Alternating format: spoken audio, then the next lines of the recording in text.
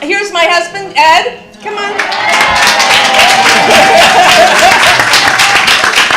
Do you want to give Tamara a minute to speak? I'd let her. I won't object. Okay. Paul was suggesting, Tamara, if you wanted to say a few words. Sure. I'm happy to. Thanks for letting me crash the CD5 party.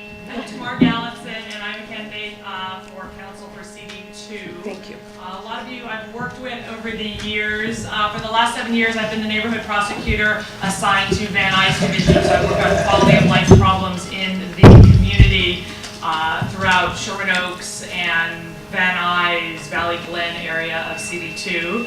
I live in the district. I've lived there for the last 5 years. My kids go to school in the district.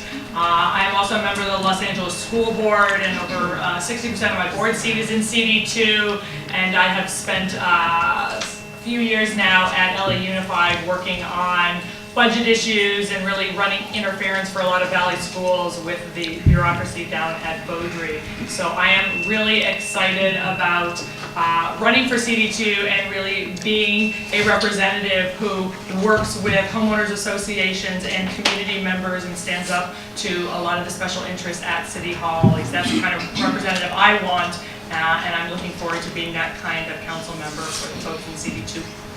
Thank you.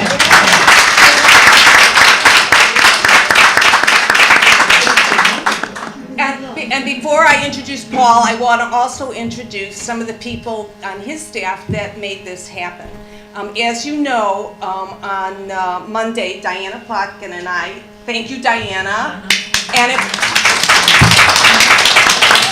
and a team put together questions that came from all of you for this meeting. I want to thank Lucy Bava, Mike Eveloff, Ellen Vukovic, Diana, who did I miss? Carol Sidlow. Thank you, Steve, my teleprompter.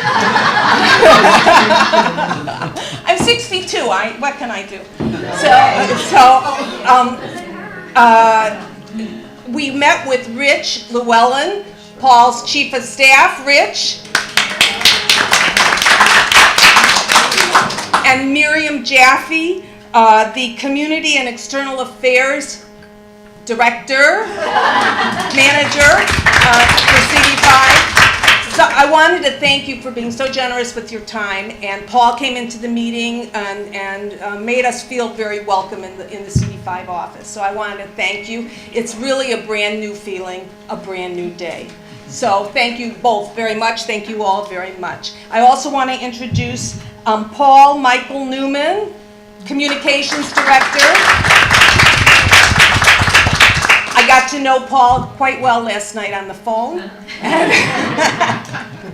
And so I want to thank you for coming and for your interest and your willingness and just your motivation to work with the community and make things happen. So thank you very much.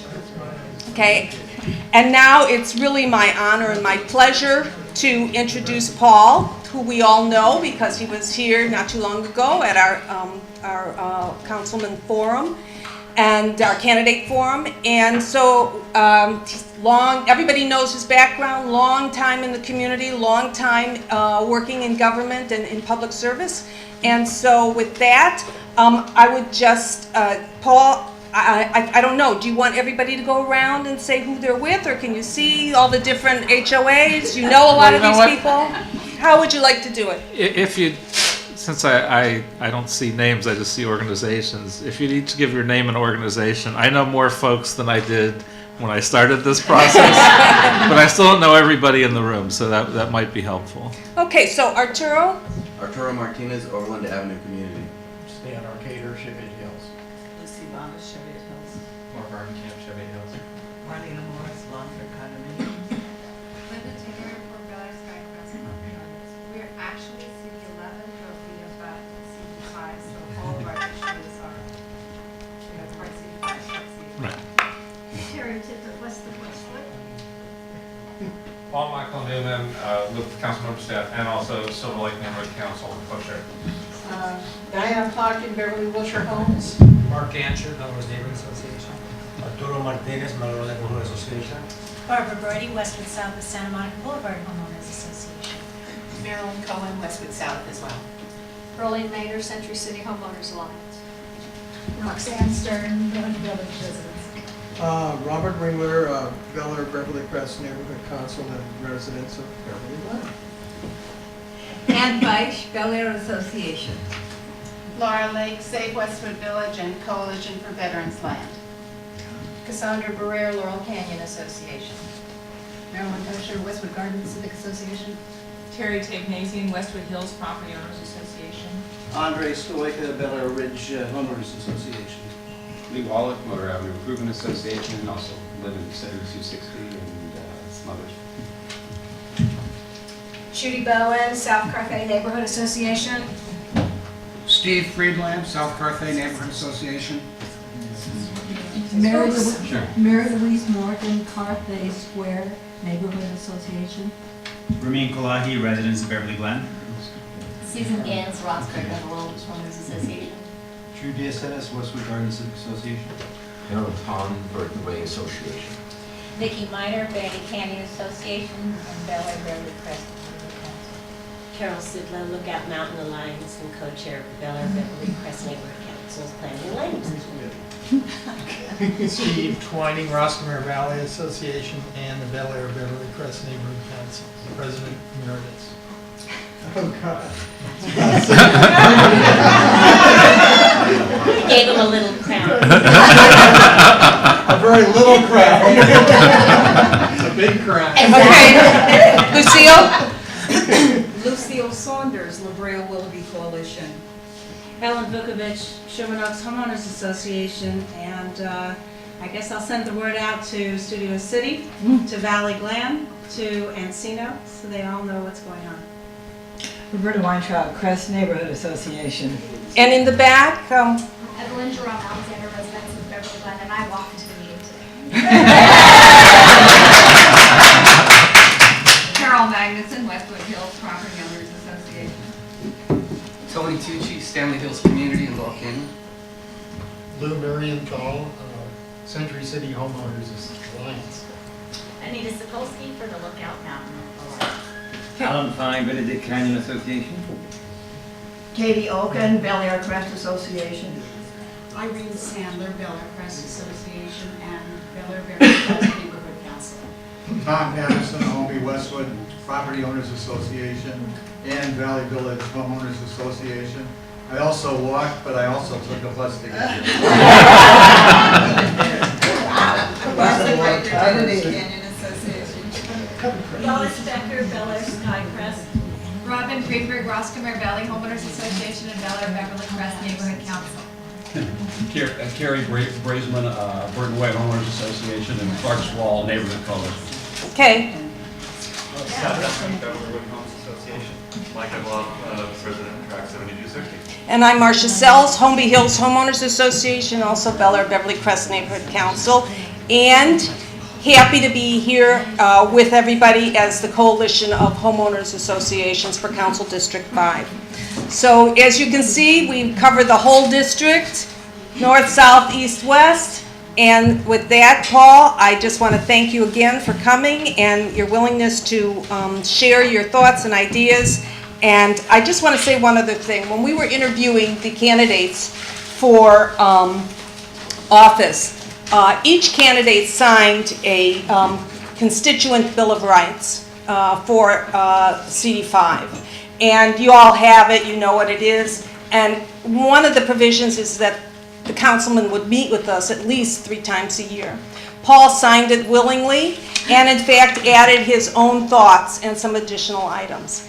And it is so refreshing to have you here and to be able to say that not only are you delivering on this pledge and opportunity, we are just thrilled that you have this willingness to share your thoughts and to meet with us. So thank you for that. My pleasure. And with that, I'm going to turn it over to you. I don't know exactly how you want to move through this morning, but the floor is yours. Well, thank you, and I appreciate the opportunity to be here with all of you. I will first apologize. I come in a little bit rattled because as I got into my car to drive over here, I realized that it had been broken into and a number of things had been stolen. including my personal cell phone, which I called and found that somebody else's message was already on there. So I'm assuming they broke in the middle of the night, they're already using the cell phone. So public safety is number one for you? Well, I am chair of the Public Safety Committee. I do have lengthy experience in that arena. And one of the first things we tell everybody is be sure you don't leave anything in your car like that.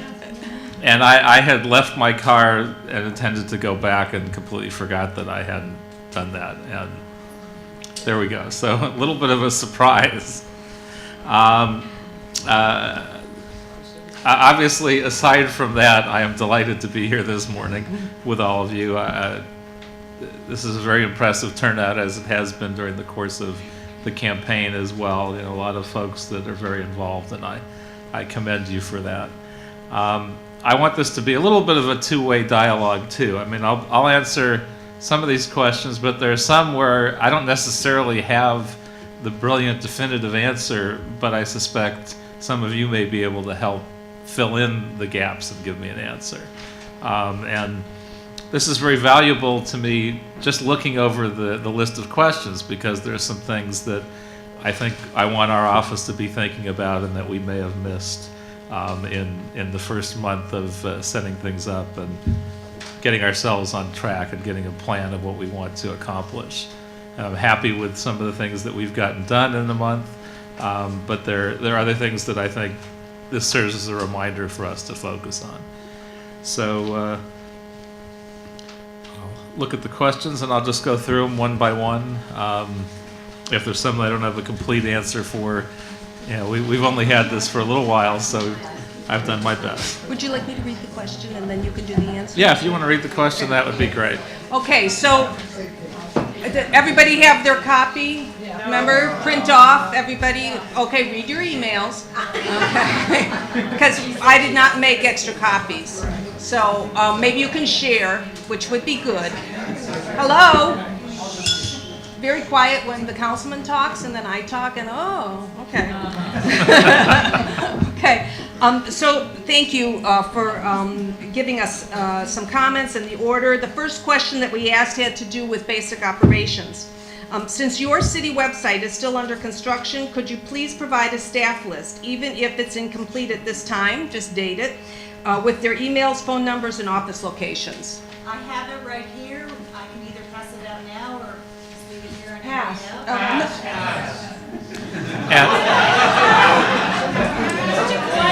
Do you see? Who's in charge? Obviously, this is my collaboration. And I will say this question serves as a reminder for us. This question serves as a reminder for us that we need to get our website more up and complete. Okay. And Hello? we don't lack the technical ability to do it. It's more the focus on what exactly we want in it and focus on making it happen. In my 2-year campaign for city council, it was only the last few months we really got our act together on a website, and that was a frustration for people too. So this is a good reminder for us to do it early in our time there. Okay, number 2, thank you. In number 2, in terms of access, how will you and your staff be different from the previous office holder? Well, you're here. You're meeting with your constituents. Okay. And will homeowner and resident groups have access and opportunities to provide input to you before you take a position on a project? And will you discuss projects with developers without homeowner and resident groups being present? Well, let's see. The first part of the question, I mean, it's sort of ancient history. Jack Weiss isn't around anymore, so I don't want to dwell on him too much. I will say that it's been nice going to homeowner associations and community groups and being treated somewhat heroically for showing up. It's not something I'm used to as an elected official, but I guess I can appreciate that. I intend to be as accessible or more so than any elected official that you know, I'm trying to get to every homeowners association, a certain number of times a year.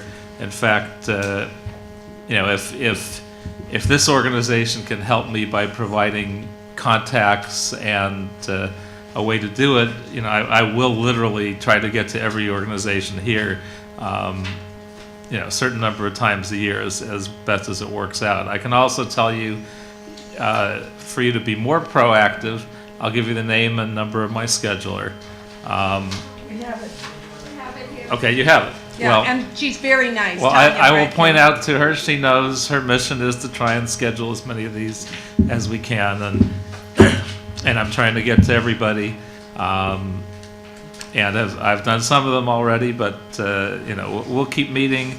I have regular weekly office hours that I had talked about, alternating between the Valley and the West LA office. Why don't you give us one? It is Thursday afternoons.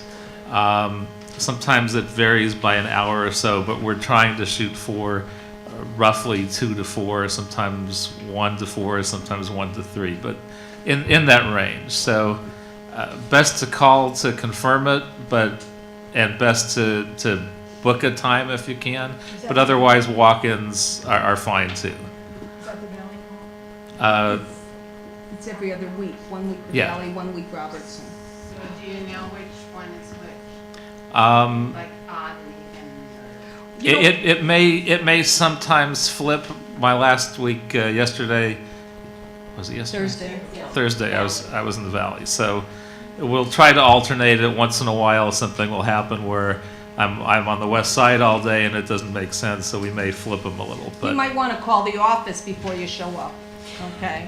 and most of the people who have been coming so far have set up appointments, and it's been pretty full, but it hasn't been so full that we couldn't handle everybody. So it's worked out well so far, and I've gotten a lot of good suggestions and issues from the people that have come. I've been trying to model that after what Ed Edelman did many years ago. When I was a kid, I had a friend who was a neighbor actually, who was very active in a senior citizens group, and she would go probably once a month and catch him up for a few minutes on the issues. And I was 9 at the time, but I was impressed then, and I think that's just the way to operate. Haven't done it yet, but I intend to do some mobile office hours at shopping centers where you just catch people that aren't looking for you. I intend to do some town halls once I've gotten to know some of the issues and what the big things are and what I want to catch the community up on. I'll do some occasional town halls also. But anything I can do to be accessible, that's my plan. The last half of the question, I thought was a bad idea during the campaign. I still think it's a bad idea to say that you'll have all your meetings with developers with community groups present. I don't think it's as practical. I think even if you want to create negotiations, sometimes you're there with them, sometimes you're there with the community groups, sometimes you bring them all together. I've done some of all of that already in my short time there. Having community groups together for every meeting with a developer, I think, isn't practical and not as likely to yield the desired result, even that you all would want. I just don't think it works. Thank you. Have you reviewed the Constituent Bill of Rights with your staff and built out procedures to ensure adherence, for example, calls returned within, a certain number of hours? Yes, no. Everyone on my staff has seen the Constituent Bill of Rights. They know where I'm coming from. Have we built in all the procedures? Not yet. Right now, what we're shooting for is 24-hour response and certainly no later than 48-hour response if we missed that somehow. Number 4, as you know, many constituents have said that the previous councilman and his staff were severely lacking in responsiveness. What steps I tried to say that gingerly, specific steps have you taken, and what additional steps do you intend to take to ensure that the people who work in your office, including those who worked for the previous councilman, are neighborhood friendly? Well, I tried to pick people that I perceived would be that. Obviously, as things go, if it turns out that's not the case, you wind up hiring other people. But they all have that clear message from me that that's what I'm looking for. I don't want to ever hear that somebody called and didn't get a call back or wasn't responded to. I think I've had one person that said that, and I made my staff aware that that was a real problem. I'm not even sure if it was actually true or just a miscommunication. But we're on it. I have heard it a lot about the previous council member. Can't say I was sure in every case whether that was true or not, but obviously there was less responsiveness than I would have liked in that office. So that's not accessible. That's not acceptable, and it won't happen with me here. It would be a great embarrassment for me to hear the same comments about my time on the council. And if I thought that would ever happen, I wouldn't have ever run for this office. Thank you. Number 5. This takes a little bit of explanation. Did you receive the whistleblower document, and what is your position on this information? I'm going to ask Diana Plotkin. You said, did you bring copies? Yeah, I passed them out to people here in the audience. I can sort of summarize it. The bottom line was there's a developer, I think it was relating to the Weatherly project, that apparently, or what this letter charged, had bundled $50,000 or $60,000 of contributions with the hope of influencing Jack Weiss into supporting the project. Of course, Jack took too long, so he wasn't able to deliver what he probably intended to in that case. I know it's being investigated.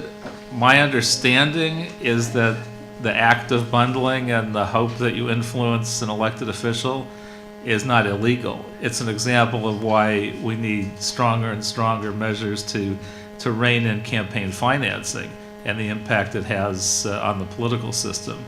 But nothing that I read in the letter strikes me as, other than the wrong thing to do, as technically illegal.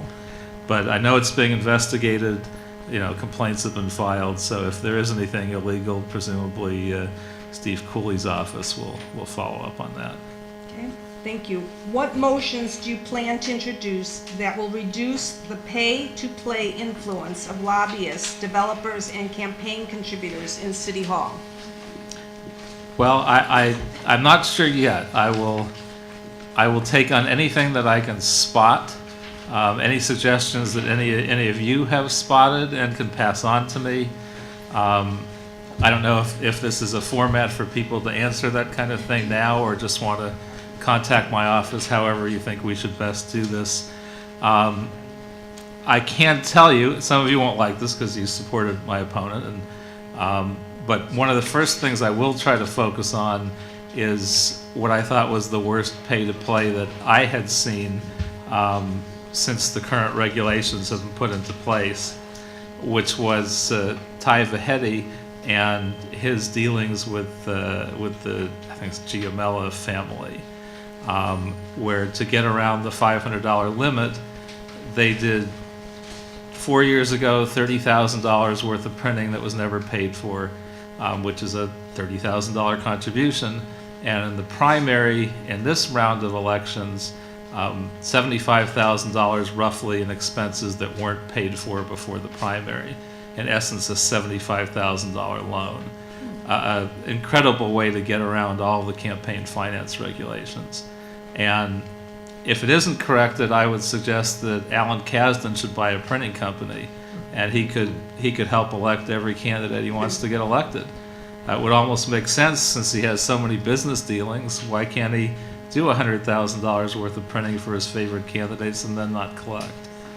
So that's the biggest loophole that I see, but I'm very open to anything that we could think of to take money out of the process. I know there's a campaign called Clean Money to have a number of folks take $5 or $10 a contribution from hundreds of people, and then they would get their campaigns funded by the public. It's always difficult to have people understand why public financing is worth the taxpayers actually contributing, but the more you take money out of the political system, the cleaner a process you have. And so that's something I'd be looking to do as well. You know, I think that's a very important topic and really one that needs more discussion. Can we form a committee to work with you on that topic? I think that would be great. Well, can I make a suggestion? The organization that he's talking about, the California Clean Money Campaign, they're currently in the process of running a campaign for an initiative that would be on the ballot in 2010. So I would. Is it statewide or city? It's statewide. That's why Williams, It's statewide. Oh, okay. I would suggest if this group is interested, that we might consider coordinating directly with them, knowing that Councilman Kretz supports that effort. Am I correct in saying that? Certainly. Thank you very much for that suggestion. Can I see hands, and then we'll decide who we want to coordinate with? Can I just see hands, 2, 3, 4 people who might want to be interested in that? Okay. So I guess I'll call on you later to do that, because I think that is an important issue. Number 7, will you rely on your constituents to alert you to recurring problems, or will your field deputies tour the neighborhoods on a regular basis to observe issues like weeds removal, graffiti, errant shopping carts, illegal signs, building code violations, and so on? Well, I have to say, a month into the office, I'd say constituents are already doing a good job of meeting with me and focusing me particularly on some broader problems, not just in their neighborhood. In some cases, yes, like, pack rats that have stacks of stuff on their entire property, and people have been trying to correct it for 5 or 10 years, and obviously I'll jump in and try to be more aggressive on that. But a lot of broad issues. At the same time, I think we're going to want to do neighborhood walkthroughs, working with the neighborhood associations and neighborhood councils in each area. And so I will do some of it, my staff will do some of it, and we'll try to identify all the significant problems in the district. So I look forward to doing both, and since this organization has tapped into so many of the associations, I'll look forward to help from all of you to make that happen. Great. So we need to be proactive, but I don't think that's a problem with this group. So we will definitely, you'll hear from us, I can assure you. Don't worry about that. I'm counting on it. No anxiety there. Okay, so moving quickly to fiscal responsibility and accountability, because we do have a long list. Number 8, given the extreme revenue shortfalls locally and statewide, if efforts were underway to eliminate Proposition 13, would you support or oppose eliminating Proposition 13? I would support what they call a split roll, because I think Prop 13 honestly was not written to protect homeowners. It was written to use homeowners' needs to decimate government. I think that was Howard Jarvis's goal. And I think he's not alive anymore, so I don't want to speak ill of the dead. But they were very frustrated that government continued to function and tried to head us off in every way. Us, I shouldn't say that because I wasn't in office in the early days, but there was clearly a significant amount of upset that government was still functioning and people were finding ways to still make it continue. What really was unnecessary was the protections for business. Business people weren't asking for it at the time. A lot of them were opposed. And what's happened is when a residential property turns over, the rates go sky high. There are ways for business properties to turn over in such a way that the rates aren't increased. And so business properties really need to be taken out of this process so they can pay their fair share. I wouldn't be anxious to jump in and do anything with the residential. Okay, thank you. So what steps are you going to take in this matter? Are you going to initiate anything? There have been efforts in the past to split the roles at the state level. It needs to be a state initiative. I'm very supportive of doing it. I would try to see if there are other efforts, because a couple times there have been efforts that started up. I'm not sure if it would be something that I would necessarily initiate, Okay. although I'd be open to it, but I would be more likely to jump in and considerably help with an effort that's already rolling. Okay. What steps will you take to help balance the city budget? Well, that's a difficult one to answer with too many specifics. I will say, although people look at me in surprise when I say it, I'm pretty much of a fiscal conservative in that I hate wasting money. And I see examples all the time in LA City. Not as many at the state level because the state has had so many financial problems in recent years that a lot of the easy things to identify have been identified. I'm not so sure that's true at the LA City level. In fact, it seems to me almost everybody I talk to in LA City Hall knows at least one example of something where money is being wildly wasted, and there needs to be a change. I can tell you, just as an oddball example, we're looking at a contract for the people who do the golf carts and rent them. And there are two proposals. The proposal that's been recommended and most likely to pass would give the city $14 million in revenue over the next 10 years. The one that the current operators and their proposal would give $18 million in rent. And we're looking at taking the $14 million option. And I'm looking at it and say, okay, I don't know who's friends with who, and everybody has, well-known high-priced lobbyists, and who knows what's going on behind the scenes, but why would we pick the option that brings us $4 million less revenue in? Some of these things are obvious. We talked about during the campaign, I think Ron Galperin talked the most about it, about the fact that the city was replacing $36 million of trash cans. There's been some discussion about the fact that we should only replace the ones that are busted up and need replacing. It seems like in some discussions with city staff that they get it and they're moving in that direction, but we actually need to follow up to be sure that that's not just discussion, that it actually is happening. There are hundreds of examples like that.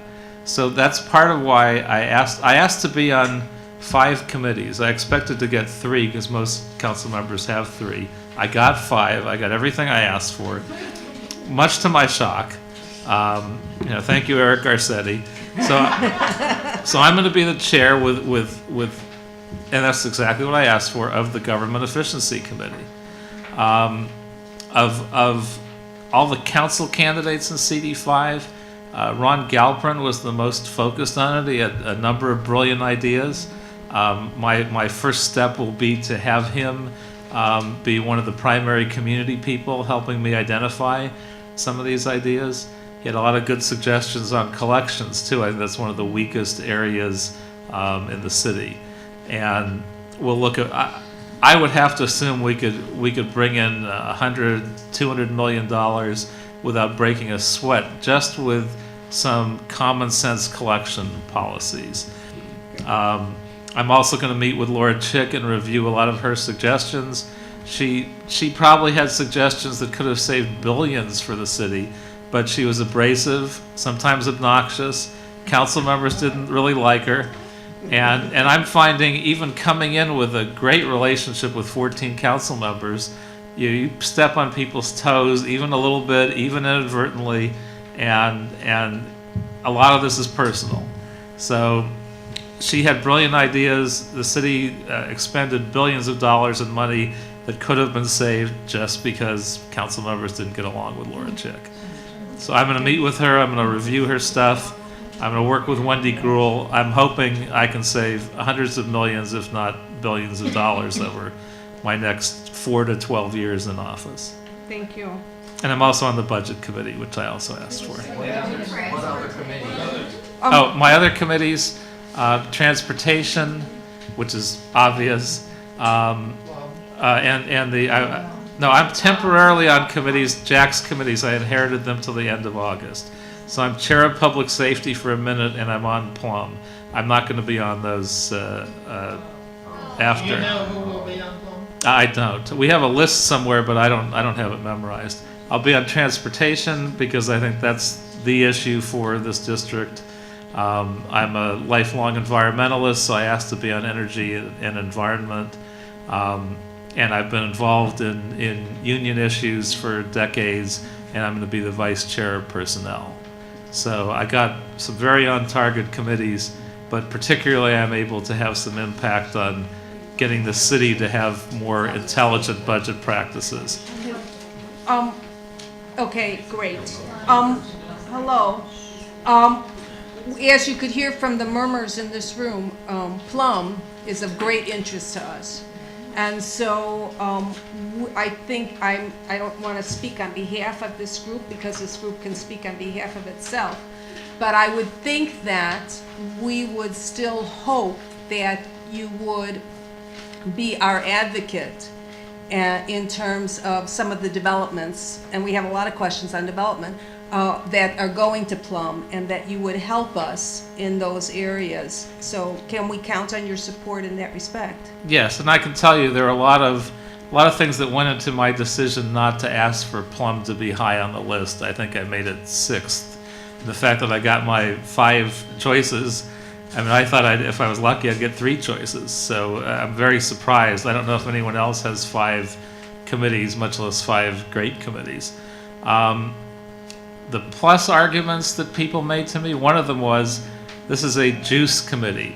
If you want lots of contributions from every developer in town, you should go on Plum. Well, I had that same advice when I got into the state legislature. There's a committee, now I forget the name of it, something like government efficiency, but it's the juice committee. You have gambling, you have tobacco, you have the most powerful interests in the state. And I actually had a meeting with Antonio, who was leaving the legislature, and he gave me the best advice that I got in the legislature. He said, every other member, this is a great committee, you'll raise lots of money, be very helpful to you. For you, all you will do will piss off every major interest in the state, so don't ask for that committee. Because I would fight the gaming interests, certainly tobacco, certainly the NRA, all the big dollar opportunities. And the Plum is the same thing. I mean, I tried not to take contributions from developers, so the last thing I want to do is have more developers trying to give me money. I'd rather not connect with them, and from that standpoint, that committee was useless. The other advice people gave me is there's so many developments in the 5th district. It's like a mini Plum anyway, just if you deal with your own issues. So why be on there dealing with other council members' issues? And the other thing I found is that each council member has 99% ability to get their own stuff through.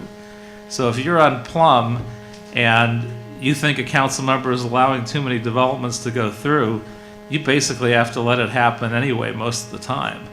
I mean, even if you once in a while do something on your own, you are going to cause yourself a lot of trouble. So again, I thought being on Plum would not be advantageous to me. It would probably either cause me to approve a lot of things that I didn't want to approve, or create a lot of bad relationships with fellow council members. And so ultimately, I'm not going to be on, and I'm probably relieved that that's the case. So is that a yes? And what was the question? That if you're not going to be on Plum, and we accept your rationale for making that choice, however, there are so many developments coming through from the 5th district. Will you be our advocate in terms of those developments, in terms of what the neighborhood's point of view might be? In the 5th district, yes.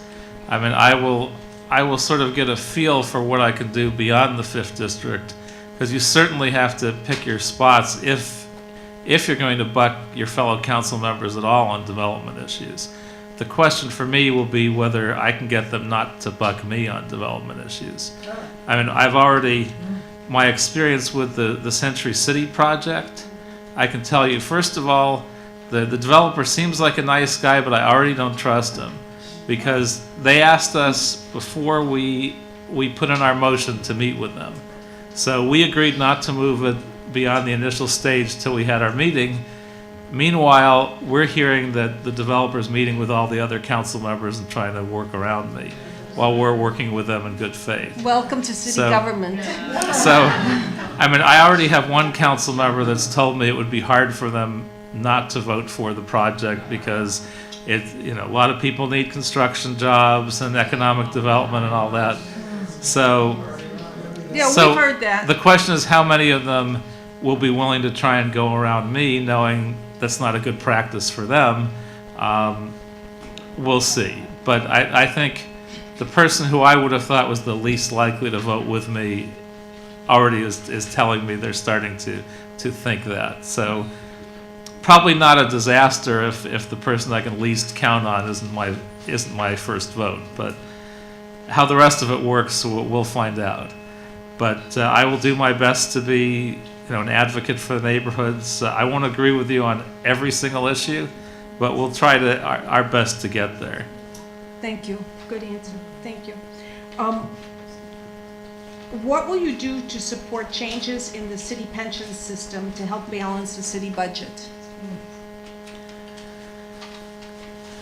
Well, Oh, wait, I think you. Go ahead. I will. I'll Submissive come question. back to it. I skipped number 10. How about if we go back to number 10? I'll do Okay. these more. That's a more fun question for me. Let me do that one first. Okay, do you support or oppose council persons and their staff driving their own cars and taking the expenses on their personal income tax filings instead of using city cars? Well, I think I'm the only council member that drives my own car still. And I'm not sure if I'm the only council member that has taken a voluntary 10% salary cut. But I think if we're asking those kinds of measures from city staffers, we should be setting an example and being willing to do it ourselves. I haven't asked my staff not to use city cars to get around any more than anybody else on the council has. But I think from my own perspective, I think we have to show willingness to make modest sacrifices if we want to ask city employees to do the same thing. What will you do to support changes in the city pension system to help balance the city budget? Well, I am just starting to acquaint myself with how that works. We are talking in the immediate, talking with the different bargaining units, trying to get some concessions so we can get through this year without having to do major layoffs or high levels of furloughs. I'm not sure exactly how it'll work out. I'm particularly trying to work with the fire union because the firefighters are concerned, as I am concerned, that we're cutting back staffing levels to the point where paramedics will get there later. That'll mean a certain number of people will die. The continuum is if you show up for a heart attack within the first minute, 90% of the people are saved. By minute 12, you save 1 in 10,000. So somewhere in the continuum is where people go from being saved to dying. And so far at least, we've gotten an agreement from the fire department, which I'm trying to make work, for them to take cutbacks on their benefits for the month of August while we're trying to negotiate, so we don't have the cutbacks apply right now. And the firefighters union has agreed to that, so we're trying to keep it from being implemented in August. It's supposed to happen right now, which means instead of showing up to a fire in 5 minutes, they'll be there in 10. That could mean a spread from a little spot to half the Santa Monica Mountains. I want to give you a bit of information that would help leverage your argument. Sure. Which is, according to the EIS that was done for the FBI federal building expansion, emergency response time in this area is already 41% lower than the citywide standard. So when you talk about cutting in more, we're already so far behind in terms of response time. Fire and police.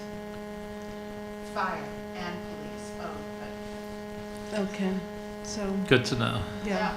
I'll get you the citation. So, And I'm sure in the hills it's even worse. No doubt. So no then, doubt. I'm going to come back to question 12, but question 13 is on public safety. So what are you doing immediately to stop the proposed cut in fire services within the city? Well, first of all, I was the one person that challenged, first of all, I had a hearing in public safety on the issue where not the union, but the management bureaucracy of the fire department told us how it would impact response time. and how it might take us from 4 to 7 minutes or 5 to 8 minutes, and how, you know, fire trucks might be there at a fire in 10 minutes instead of 5. I certainly didn't like the sound of that, and so I challenged it at a council meeting, and I actually got slapped down a little bit by a couple of my council colleagues, but I said, this is going to kill people, there's no question about it, and I have a personal standard. I don't vote for anything that kills people. So I thought that set the bar pretty low, but that's always been my standard. It's not as easy as it sounds. In the legislature, I had some success with it, but the legislature wasn't as committed as the city seems to be to just do a meat axe 10% cut to every department. That was proposed by Governor Schwarzenegger a couple times, and a bunch of us just said you have to have priorities. You can't just say 10% to everything. You will wind up doing some serious damage. So I called the city on it. I got a lot of pushback. Richard Alarcon joked about us being a no-kill city for humans as well as cats. And Tony Cardenas really went after me, and he is the guy I'm starting to find, even though we're pretty friendly, that we have the most diametrically opposed approaches to everything. I need to sit down and talk with him about that. But I also did an item more recently with Janice Hahn, which was the one that is trying to delay the implementation of this by a month. I mean, I'm doing whatever I can. I'm working with the firefighters to see if they can come up with give-backs that cover the cost of the $39 million we're talking about cutting. So I'm literally doing everything I can to try and stop, and I'm the one person that's really trying to drive this. Mike, this was your question. Did you have anything else you wanted to ask? Yes, I talked to Pat McCosker, and who's the president of the fire unit. Yes. And I think that you had suggested that you eliminate tree trimming and the replacement of trash cans that we don't need to have replaced. That would be enough money? Well, I'm not sure if it would, because I don't think we can completely eliminate the trash can replacement. I think the ones that are busted up we actually need to replace. But what I said was, you can identify things that are not going to kill people, and even though they're desirable, you can cut them back and prioritize. So even though this district has had some terrible service in this regard, and we have trees that haven't been trimmed for decades, and we have streets that really need to be fixed, for this 1 year, I say you take some money from tree trimming, and you take some money from streets, and you take some money from other places that are not life and death issues, and you help find the money for this. And you also look for some efficiencies over the course of the year, although I don't think you can budget unfound efficiencies, but I intend to be looking for them. And I can't imagine that I won't be able to find $39 million in savings over the course of a year. Okay. Do we know when? I mean, because the fire service is stopped right now, as far as I understand. Well, my understanding is that because of the motion we put in, we should be able to stop the cut for the month of August. But beyond that, it's up in the air whether we can make it happen, but I'm working on it. Okay, so thank you for that answer.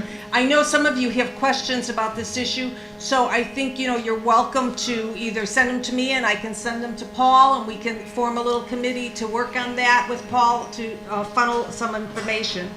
I wanted to just move back to question 12. And I will say, if you have a desire to try and work with other residents associations, neighborhood councils, etc., to help build up some pressure to do this, I would certainly not discourage such activities. That's the question. Should we bombard your office and then copy Councilman Cardenas' office with letters explaining that, we're going to catch on fire if they take our firefighters away? I mean, I wouldn't necessarily focus on my office, but if you worked with other residential groups throughout the city to contact their council members, wouldn't be a bad thing. It certainly would be helpful. Okay, great. Let me go back to question 12. We need to cover a whole lot more, so I appreciate the succinctness that you're offering your answers, and I thank you for that. And whatever we don't get back to, it's not like I'm going to be hesitant to come back. I mean, I'm happy to meet with you folks anytime. Okay, so, or we can find some alternative ways to get this information out to the group, either in writing or whatever. But you're adding a lot of color to the answers that you're giving, and I think we all appreciate that. But in the interest of time, we do want to cover as much as we can. So question 12, this is sort of a yes or no, so this should go pretty fast. If it comes to before City Council, will you support or oppose the appointment of Jack Weiss to the position of Deputy Mayor for Homeland Security at LAX? I'd love to give you a fun answer. The real answer is deputy mayors aren't approved by the council, so it will not come to us.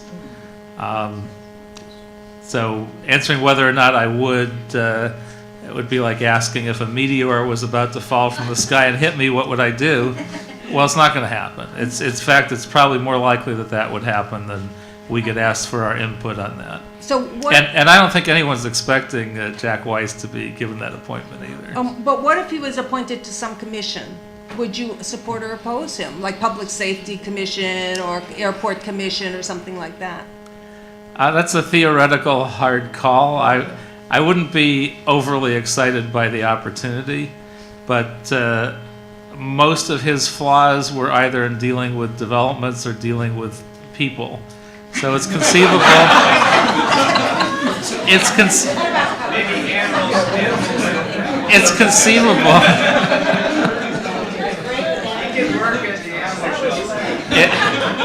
Is there something else? Well, it's conceivable on a commission that you could be dealing only with policy. So something like Homeland Security policy.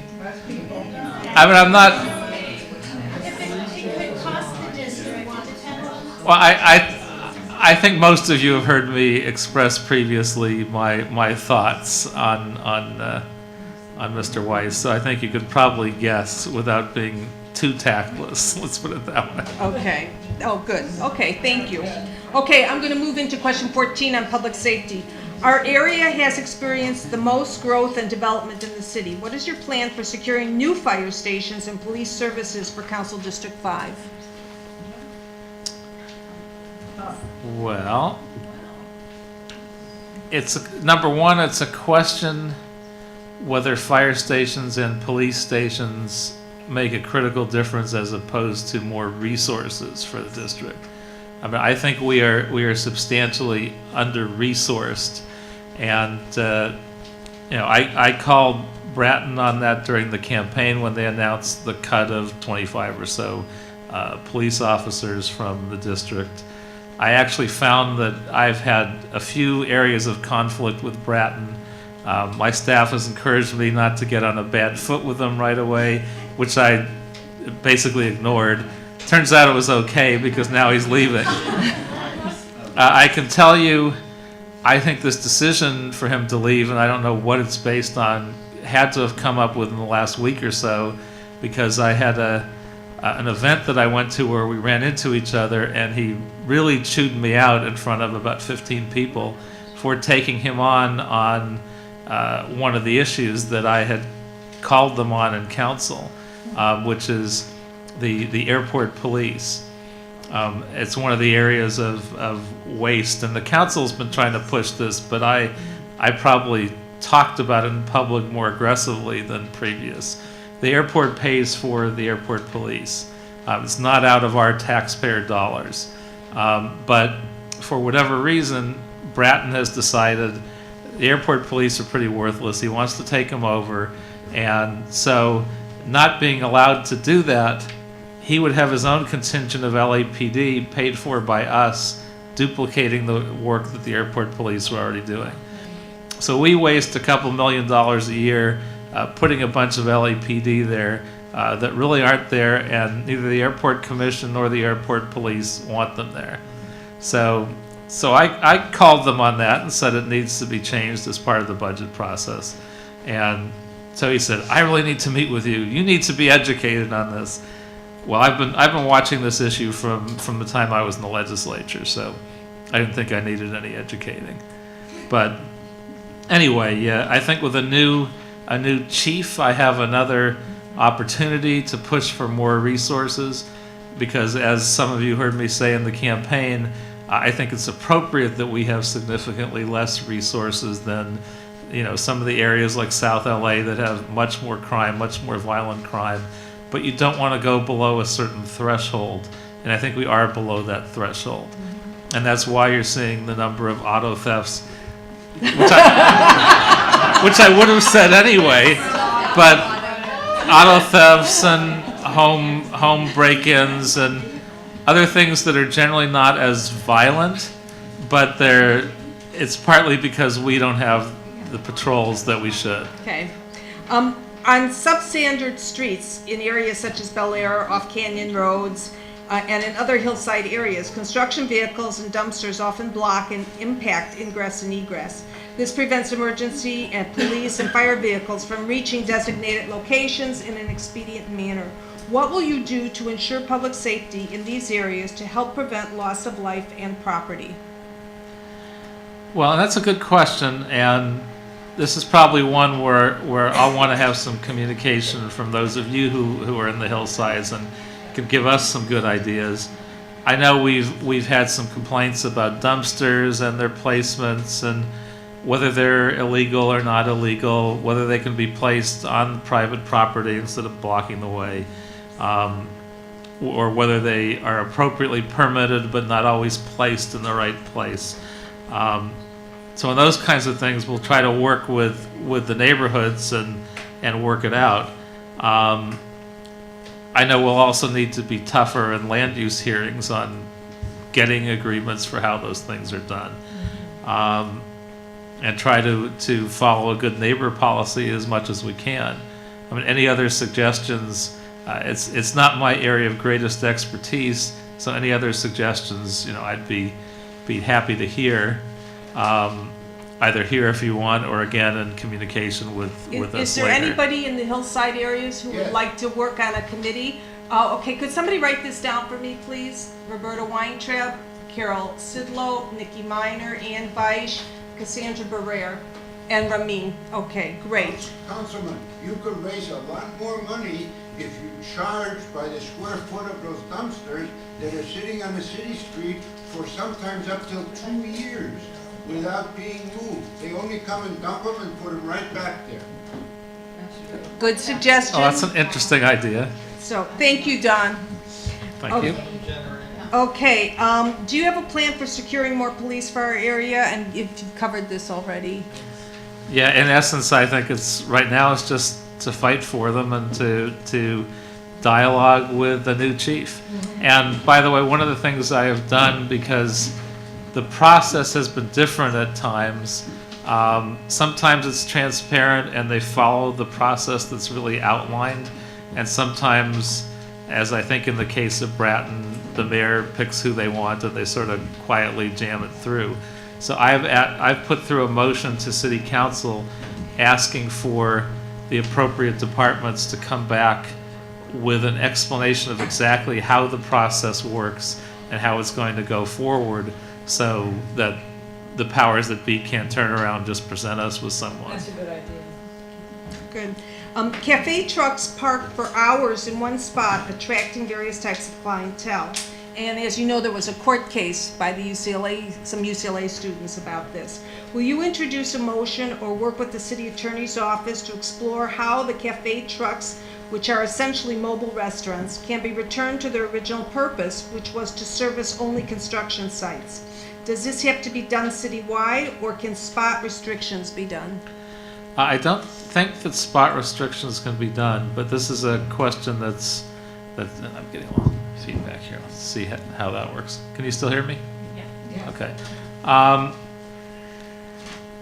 know it's before the city attorney. I'm hoping we can work out some appropriate regulations. I'm still getting feedback. Mike, there's some feedback going on. And I'm asking for a status report on this. I'm not sure exactly how we'll make this work, but I'm very aware of the problem. Particularly, there's some problem spots on Beverly Glen where these cafe vehicles keep returning and pull up in front of someone's house that doesn't want them and leave a bunch of trash and all kinds of other inappropriate things. So I'm aware of the problem. We're looking into what we can do long-term, but right now it's more of a legal question than anything else.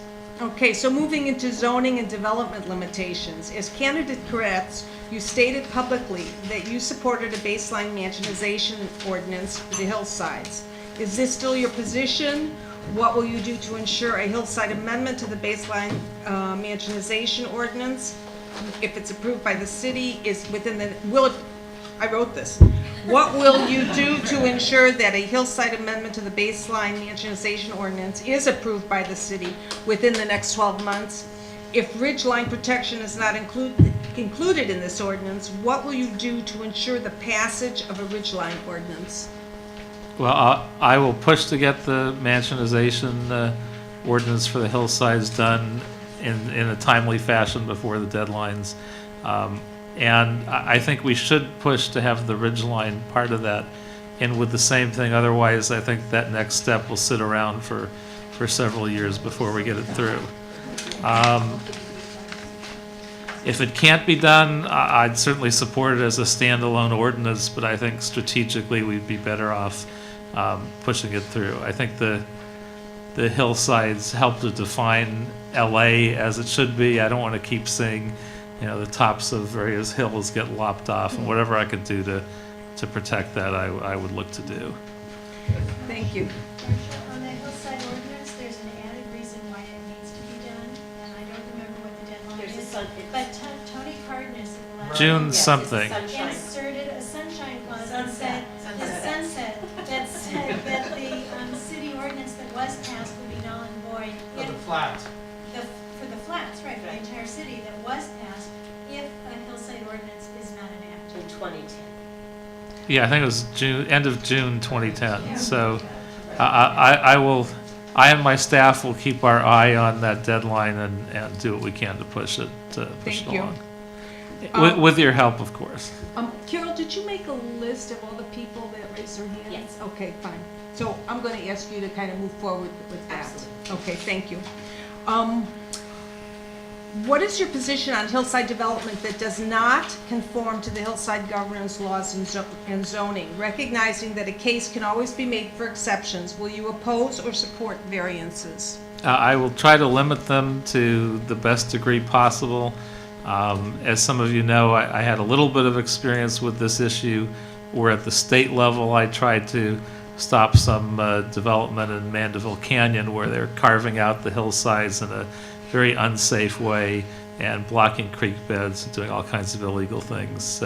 So even when it was really more in the hands of a good council member representing the area, I was the one pushing hard to keep that from happening, and will certainly do so where I have a little more leverage as a council member. Paul, I have a hearing this Thursday, and I've asked your staff, or we've spoken to them, and I've given them materials on it, to come in here and oppose the variances. They're asking a home that will be going up 103 feet with retaining walls and is almost 9,000 square feet on an extremely small lot with a 17-foot hillside thing.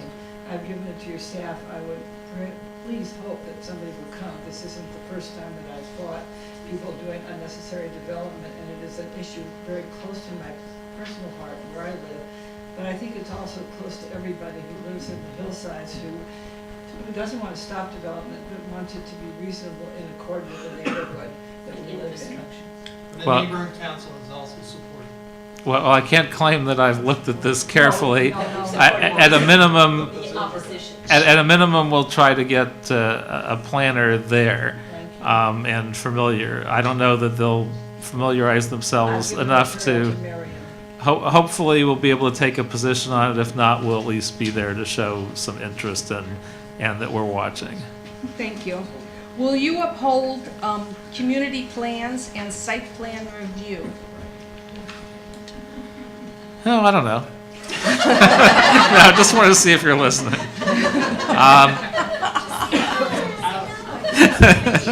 Ouch. Nah, no.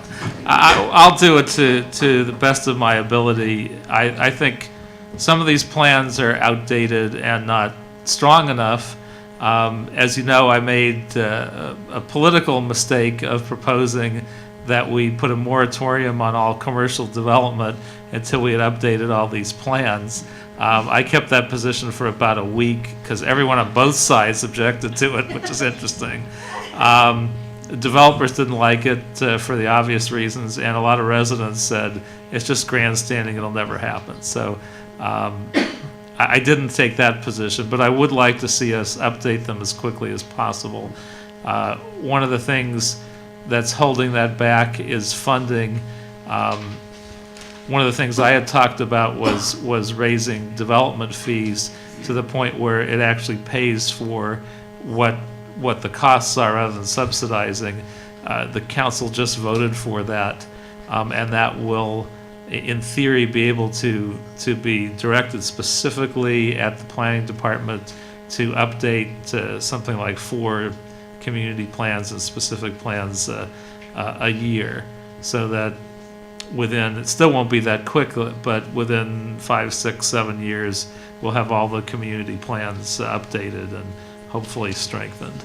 In CD5 or citywide? Citywide. I'm not sure where we'll wind up on the priority list. I'll certainly push to have them moved up as much as possible, but probably so will every other council member. So I can't guarantee how it'll all play out. Ellen, could you kind of work with Paul on this issue? Would that be possible? Well, we've got the key question that's going to come in there, so that'll tell me. 'Cause I Okay. still don't know yet where React is. Of course, he knows I'll always work with them, but I got to hear the answer. Okay, so 21, will you author performance-based findings for a statement of overriding conditions? Considerations, sorry. What does that mean? Well, I think before statements of overriding considerations are given, all feasible mitigations have to be explored, and it has to make sense. And in the past, I think the council has been pretty willing to provide that where it's not appropriate, it doesn't make sense, and probably isn't even legally justified. So I will work to guarantee that there's factual evidence to back something up, and try to limit that as much as possible.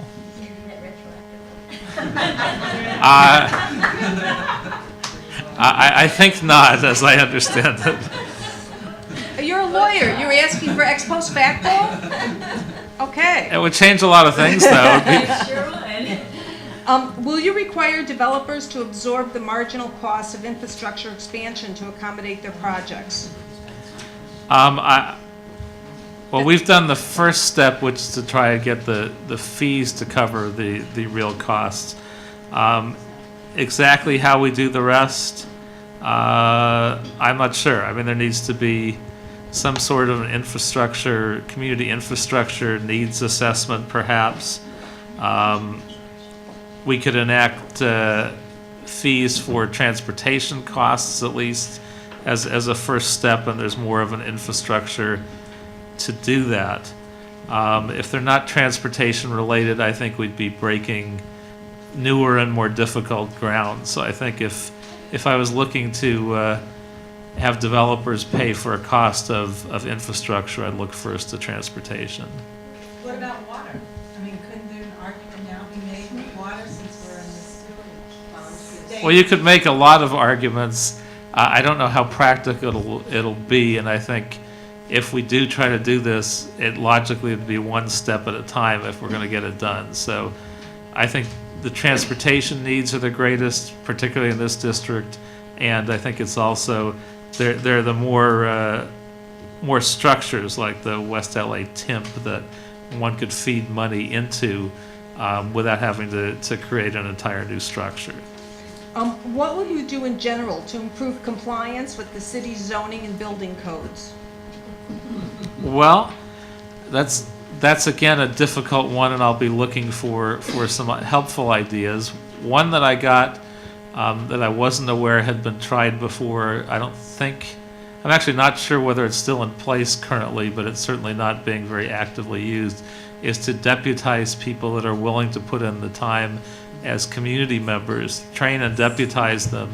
And there are a lot of folks that would do that.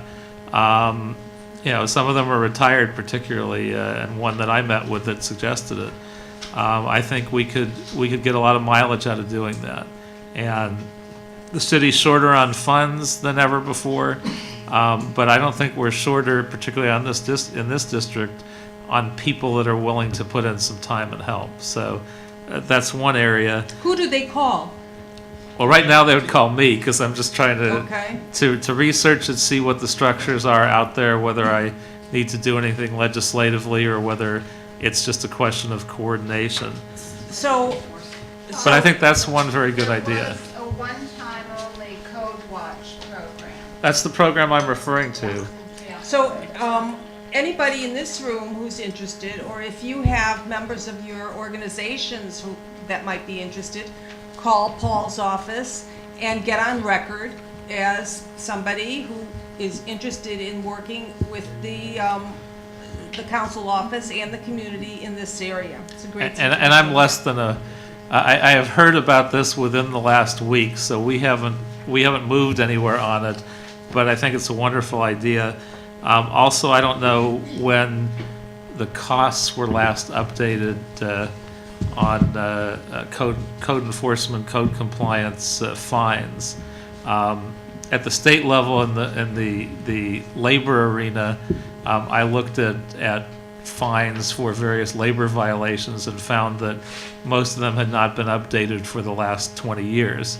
So I did a piece of legislation that updated all of those fines, so it's less of a minor cost of doing business for employers, and it should be the same for folks that are violating these codes. So I will look at updating those, increasing the fines, more money for the city and better control, et cetera, et cetera. Question 24, the 6 Valley communities under the Ventura-Cahuenga Corridor Specific Plan want the specific plan, which was written as a smart growth blueprint, enforced, and do not want it to be the starting point for negotiations with developers. What will you tell developers who are accustomed to exceeding the plan through exceptions and variances? And which question number was it? 24. 24. Right there. Okay. Well, we sort of discussed this already. If there's an applicant, I'll meet with all sides on the process. I'll make sure that all findings have to be demonstrated to be real. I'll scrutinize the projects, and I'm generally not looking to do a lot of variances unless either they're very minor. I mean, if there's a 50-foot height limit and it only works if it's 51 feet, I'm probably going to approve the extra foot. I'm not going to be that much of a stickler. But the fact is, for the most part, any significant variance I would look to do primarily if there's a trade-off that the community supports and there's something offered that makes it more valuable than the variance. By and large, I'll be looking to hold developers' feet to the fire and keep them within where they should be. Proactive enforcement of existing codes, laws to prevent blight and protect quality of life for residents is an ongoing challenge. How will you instruct your staff to deal with issues such as illegal signs and billboards, abandoned properties, off-premise shopping carts, building and safety and code violations that building and safety are not enforcing? Well, some of it may be questions of legality too. There are some cases where we may actually need to make some motions to toughen up some of the laws. But some of it's neighborhood walks and sweeps with field deputies. Some of it's just responding more quickly on our end to complaints and then pushing the departments. Some of my staff already have strong relationship with some of these departments. Relationships,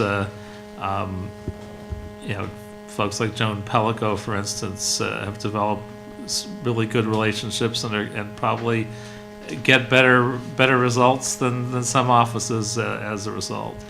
And again, as I said before, I'd look to see if we can create a system to deputize some of the constituents in the 5th District to help us out. Okay, great. We're going to move into the development questions and so on. We're actually about halfway through the questions, and so we have about 40 minutes left. And so I don't want to say we're going to go into a lightning round, but some of these are just, yes, I'll do this, no, I won't do that. And on some of these development issues, there are several questions having to do with one particular project or so. So I'm going to kind of collapse these, and I hope you will just indulge me on this. So just very general, and then we'll go to the specific. 26, how will you help homeowners and residents more effectively oppose developments that negatively impact neighborhoods? Well, at least a couple things, and again, I'd be open to suggestions for other ways to effectively do this. Some neighborhoods and neighborhood residents and neighborhood councils are more informed on the process than others. So I think our office could help do a sort of land use 101 for some of the neighborhood associations that need more information, and help coach some folks on how to advocate on their own behalf. I think also a lot of it is just being a facilitator, encouraging developers to meet with homeowners and neighborhood councils early and often, sometimes get in ourselves as staff or myself as the council member and try to mediate problems and come up with projects that work for everybody and not just for the developers. May I ask a question? Sure. Paul, would you have your staff affirmatively tell the association when a developer first comes to you that there is this development in the wings, so that we don't find out about it too late in this process? I would ask my staff to do that. We have not necessarily set up systems yet for how we do that as a practical matter, but we need to.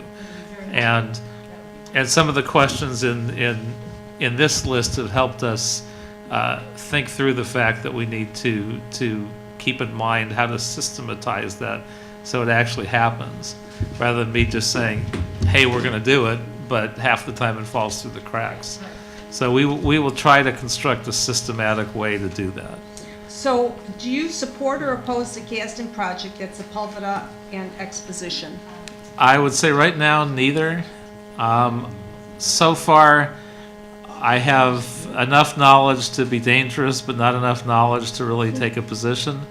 The only thing, and I've expressed this already at a couple of the early scoping meetings, which I showed up to, things like having a target as part of it, when you have a transportation focus with the fact that you are likely to have an expo line stop there. The last thing you want to do is have a lot of uses that don't take advantage of it, but instead try to bring 5,000 cars from every direction to that spot. So things like having a target as part of that project, I know I would oppose. What I wind up supporting of that project, it's really too soon for me to say. Okay, and you already talked about the Century Plaza, so I'm going to skip that. Oh. There's a lot to be talked about there, and I'll try to be brief and touch on it. We've put in a motion to declare it a historic property. LA City has legislation in the works to strengthen its historic regulations. It will not apply to this property. So LA City, I'm acclimating myself to LA City's regulations with historic preservation. Still pretty easy to get a demolition permit. In West Hollywood, you couldn't get a demolition permit without an approved project. Here, that's not the case. So this, at a minimum, will stall the process, and then there are various steps, and we have to make sure that they don't find some way to get around this. We have to keep our eyes on these folks at every step. One of the things is I'm committed to preserving the Century Plaza Hotel and not getting it demolished. Yeah. There is some other space on that property, so they could do some other development. And ultimately, that may be the trade-off for having them not demolish the building, will be some other development on the back end of that property. And so that's a possibility. They, of course, have to find some way to have trips, because they're not demolishing the hotel. So then where do they get the trips to develop anything else on that property? That would be unclear. But this whole thing is going to be difficult. We know they're trying to find ways to work around the process as we're trying to find ways to protect the property. So we'll be working with the Conservancy and having them advise us. We'll be watching every other angle, but it is almost like a chess game. If they find some way to work a regulation and sneak in at the right moment, it could happen. So we have to be very vigilant. Is planning assisting them in tearing and demolishing the hotel?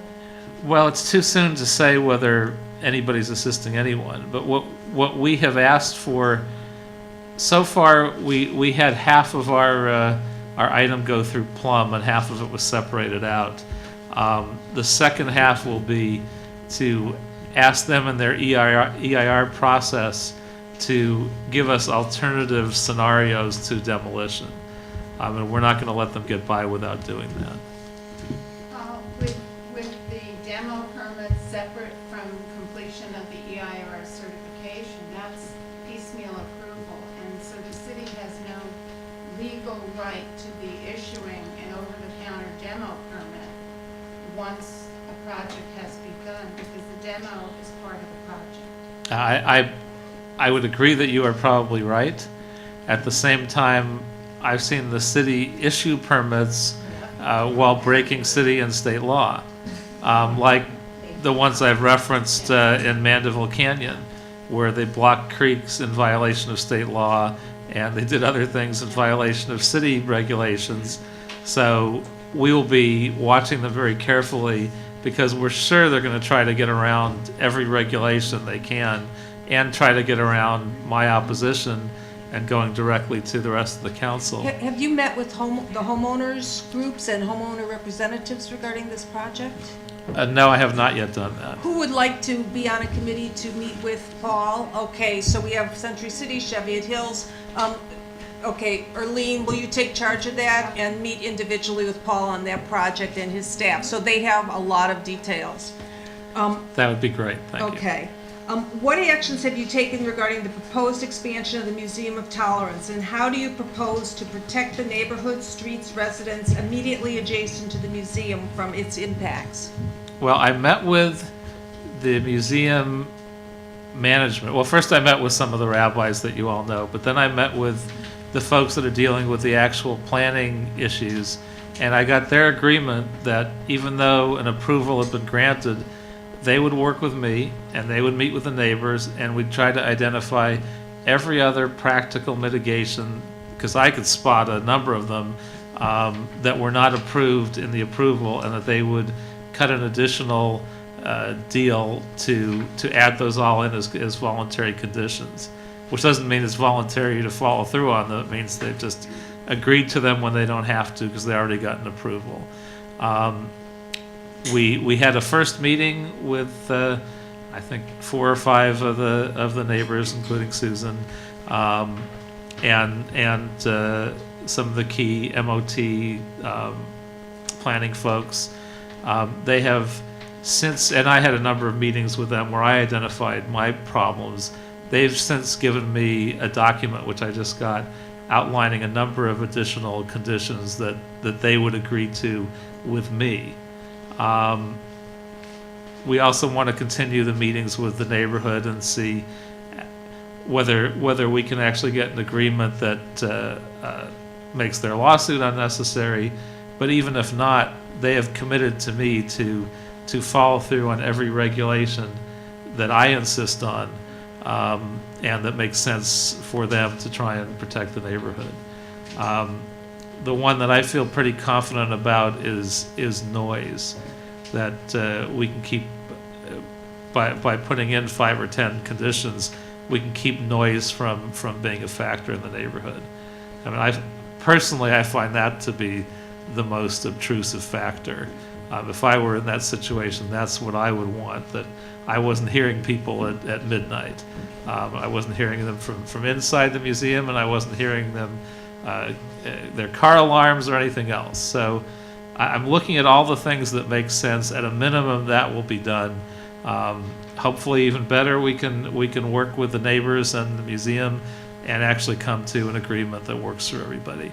But my goal is for the museum, other than the physical vision of what a larger building will bring, that the actual impacts on the neighbors would be substantially less than they are currently. What about the transportation issue? Well, I'm trying to work with them on a number of things. One of the things I've suggested is that every single invitation that is put out, whether it's a rare wedding, and they've told me that it should be very few people that will actually do the private functions that they're talking about. I believe it. It's intuitive to me that unless you're a board member or someone heavily involved in the museum, you probably wouldn't want to hold a wedding at the Museum of Tolerance for all the reasons that people have objected to.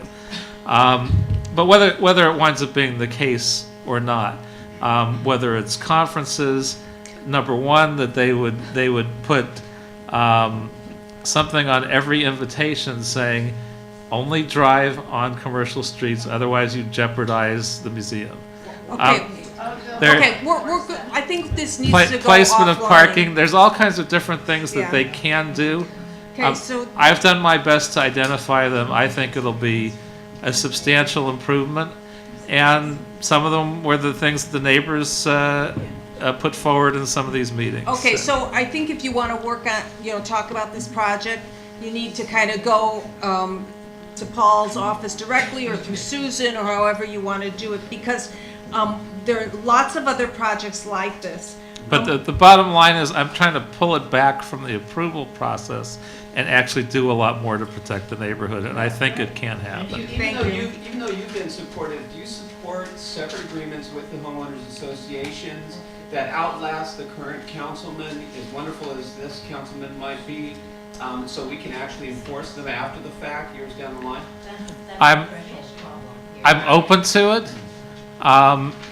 At a minimum, though, I'm intending to be in this spot for 12 years. I think that would be, were it to happen, a significant period of time where I think most of these things would be systematized. But I'm very open to trying to achieve that goal. Do you support Do you support a survey on all projects and their impacts, that kind of survey be conducted? It's 30. To get a feel for all the kinds of, what the city's infrastructure will support and what they won't support? Oh, of course, and the city is supposed to be doing something like that anyway on a regular basis, and obviously hasn't for a lengthy period of time, but we will focus on trying to make that happen. That's Lucille Saunders' lawsuit. I actually did not know that. Okay, it's just a learning experience for everybody here. I knew it was a lawsuit, and I will be happy to support it irrespective of the lawsuit. I think it just needs to happen. So Lucille, can you work with Paul on this? Okay. Please. Okay, La Brea Willoughby Coalition. Okay, the developer of the Wilshire. I'm gonna kind of move through these development projects rapidly. Wilshire and Gailey site has proposed 2 possible developments, depending on economic conditions, either a hotel with 10 condos or a 144-unit condo building. This is on the corner of Wilshire and Gailey in Westwood. And I think that's an F intersection, isn't it? Is that an F intersection? Yeah. Both options would have ground floor retail, restaurants, and business center. Do you support or oppose this development? How do you feel about this? I sort of have mixed opinions, and I haven't really looked at it closely yet. I know that some of the homeowner associations and homeowner leaders are supportive, which is somewhat unusual. I'd want to look at it for myself, to be sure the project scale is appropriate and that it goes through the design review process, and particularly that it doesn't have a negative impact on the future siting of a subway line. Okay. because that's very important to me that we make this happen, even though it's on schedule to take 25 or 30 years. And I was told at a meeting that I objected to that a year or so ago, it wouldn't even be on the list, but because Prop R passed, it's on the list, but it's still a long process. So I want to make sure this project doesn't screw that up in any way. Okay, so I'm going to collapse questions 32, 33, and 34, because they have to do with Stephen Weiss Temple developments and Bel Air Press developments. And as you probably know, the synagogue owns Milken, which is in CD 11, and then Bel Air Press is the Presbyterian Church is renting space from Stephen S. Weiss, even though the church is in 11, but the space is in CD 10. So the CD 5, sorry. So what do you propose to do to, there's some egregious violations going on which have been outlined in the letter. What do you propose to do to remedy this situation? Well, I'm hoping that this will be an easy one, and most of what I can do is either get out of the way or facilitate meetings with neighbors and the affected organizations. I've seen a proposal by all the groups together, which I don't believe the neighbors have yet seen, but that should happen soon. That looks to resolve all of the different problems at all of the different sites, improve traffic circulation, take the ugly temporary buildings off, and do just about everything that everyone is looking to have happen. So I would, master plan? yeah, I believe so. And I certainly, we need a master plan for the area, and we need an emergency plan as well. For the institutional corridor? Yeah, and I've, including some of the institutions that aren't involved in this development. It's got to include Skirball. everyone from Skirball to, yeah, exactly. Okay. So when you see it, I'm hoping you'll say, oh my God, this is it. We've done it. If not, we'll work together to try and find a way to make that happen. Are there any people in this room who would like to work on this project with the councilman's office? Steve, can you head it up? Don Keller, Lois Becker. Okay, anybody else? See Irene Sandler. See Steve Twining after the meeting, and you see we're happy to work with you on all of these things. That's great. And we appreciate the quality of life issues that you're being supportive of. Councilman, I'm going to move on, Don. So if you would. there's a meeting about that subject on 10 a.m. August 24th at the Skirball Center. Okay. Continuing a meeting that was held last week. Okay. Then we should have someone from my staff at that meeting. Your planning deputy, Lisa Tripoletti, for being there and supporting him. Thank you. Number 35, what can be done to bring DWP into the development loop with respect to the city's granting of permits to build large homes in areas designated by the fire department as high fire severity zones? I'm not sure I know enough to give you an answer on that. Certainly be cooperative in whatever way. I know we've already made, in my view, some mistakes relating to high fire zones from, number one, cutting fire resources, which is obviously a mistake. We did not call them out and separate them out in our water regulations, which I have objected to a number of times, and I think it's addressed later in these questions.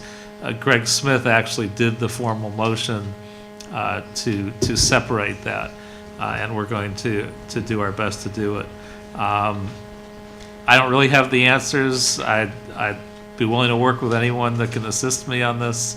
I want to be helpful, but it's not our... Okay. Under public safety. Yeah, Carol Sidlow will bring the committee to you, and so she'll address all those kinds of issues in the Hillside. Perfect. That would be very helpful. Okay, and I'm going to, since you've kind of addressed that. Address the next one. Yeah, so I'm going to move on, because I want to get to transportation and I want to get to parking, and because those are really key issues. Just give us a yes or no on this question regarding the Expo line. in the campaign, you said you supported above grade or below grade, correct? What happens if the proposal comes to you and it's proposed only at grade? Under that circumstance, will you support or oppose the expo line? Support or oppose? I'm not going to take a position on it yet. And I don't think it doesn't strengthen my hand to do it either. I can tell you that I'm pushing hard. It isn't easy to try and get it not done at grade. I think we all know the reasons why we don't want that to happen. It's not easy, and most of the possibility of this succeeding hinges upon Zev's help and his success in advocating for it.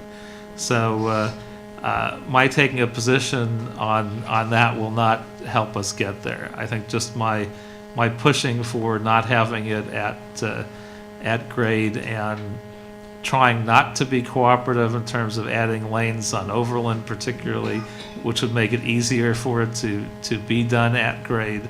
I'm trying strategically to do whatever I can. And we'll see what happens. Wait, we need some clarification. Are you suggesting that Zev is supporting above or below grade? I would say it appears to me that he is trying to be helpful behind the scenes. So, Because in public meetings, he suggested that what was good enough for phase 1 is good enough for phase 2. He made that very clear. I think he is trying to assist on this issue, and how it plays out, I'm not sure. Okay. But I'm working with him and putting as much pressure as I can, and I have a great relationship with Zev for over almost 40 years, and I'll just leave it at that. Okay, so the Pico Olympic traffic plan, have you done anything on that? Well, before I got elected, I prevented it from going through, if that counts. We like that. On June 30th, the day before I got in, there was a motion before the council to fund it.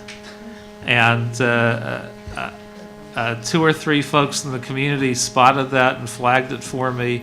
And I worked with Bill Rosendahl and a couple other council members. And not only did it not move forward, but it was referred to transportation, which Bill will now chair, which I will now be a member of. And so I think we've played the chess game as well as we can to stall it. Whether the mayor will still try to find some way around it and make it happen, I can't guarantee, but I'm a good strategic thinker. I'm always keeping my eye on these things, and I've done whatever one could to stop this from going forward. Okay, so transportation is a huge issue. Is there anybody in this room that wants to work on transportation with Paul? Okay, Terry, can you chair that? Yes. Somebody, will you write that down and somebody tell me? And this is Barbara Brody, Lucy Bava, Stan Arcata, Steve Schwein, Judy Moore, Judy Bowen, and Harold Hahn. Okay. I'm going to move to parking. So parking is a huge issue, residential parking. Do you support or oppose the sale of parking permits to businesses for customer employee parking on nearby neighborhood streets? What will you do to protect neighborhoods from having their permitted parking sites sold to businesses? At least for now, my thought is I think it's too soon to look at commercial parking and residential. I certainly haven't heard anything compelling that would make me think otherwise. So at least for now, I would certainly oppose commercial passes in any residential. I think where I can be most helpful is looking at the business districts and helping them find shared parking opportunities, which I think in some of the significant areas they absolutely do exist. And I've done it in West Hollywood. You just have to push people hard and try to facilitate it. Sometimes maybe the city has to pick up the liability. But finding people places to park for their customers will help significantly in keeping them out of the residential areas. Do you support building city parking lots, finding locations? I've done that as well over the years. I'm already looking for them. It's harder for the city to fund it. I don't think we contribute to straight parking structures anymore. I'll look for any way to do it. There are a few areas that desperately need it. There are spots in Westwood and in Fairfax Avenue and 3rd Street. There's probably a couple others that desperately need it. So I'll be looking for ways to do that. But I think in the short term, shared parking is the biggest, quickest opportunity. And there are areas where I'm trying to help people with moving along their permit parking requests as well, like in the area east of Fairfax, where there are a couple streets that have it, but there are others that don't, and it's impossible for folks to find parking. Okay. Mark, was it your, that was your question. Okay, I'm going to come back to it. So do you support or oppose the reduction of parking for buildings that are built near transit stations and sites? What will you do to protect neighborhoods from the impact of this excessively lenient change to parking requirements for developers? Oh, I oppose it. I mean, it's Gail Goldberg, when she came in, I think had some interesting ideas. I still think some of her ideas are good. The idea of reducing parking to drive people to transit that doesn't exist, I think it's a terrible idea. I mean, if we have at some point, if we have a completely built out transit system and it's a real option, and then maybe, and I'm not even convinced then that that's the answer. But right now, I think all we're asking for is to channel West Hollywood, which became a city with thousands of parking spaces in deficit. And I can tell you, it is not helping drive people to transit. They're just trying to find other options. You know, how do I park? Where do I park illegally? You know, well, I can park here blocking someone's driveway. I mean, it doesn't mean that people stop driving. I can promise you that. Mark, I'm going to go to your question. The residential streets in the Melrose corridor between Fairfax and Highland have become the parking lot for local businesses. The quality of life for residents continues to be negatively impacted by the traffic and congestion on their streets. The staff of the previous councilman had on multiple occasions bowed to business interests and refused to support the extension of preferential parking districts that would protect neighborhoods. Will you work with the area's residents to secure increased preferential parking? I think that's an area where I'm already doing that, if I recall correctly. I certainly will. Where permit parking works the most effectively, though, is where you provide parking to drive the people into. So I can tell you in West Hollywood, permit parking generally worked very well because there were office buildings, particularly near Sunset Strip at night. There are office buildings where there's empty parking. It costs $10 a car to park there, but so what? It's a win-win for everybody. If you have 5 people that come together and go to a nightclub, so they each pay $2 for parking. But you keep them out of the neighborhood, and it solves all the problems. It's not as effective if you haven't found a place to push them to. But I'm still supportive, having said that. I think we also need to find commercial parking to direct them to at the same time. So parking is a big issue. Is there somebody in this room who would like to work with the council office on the parking issue? Mark Ganchert. Thank you, Mark. Okay. Great participation. We really have a wonderful group here. It's wonderful. No question. I'm hoping you'll be a great resource for me in the years ahead. Okay, so you skipped over a number of questions in the previous transportation and traffic. Did you ask the council member Perez to respond to those questions in writing and circulate the answers? okay, Tom, can you do that? And we're talking about in the transportation. Terry is going to head up the transportation committee.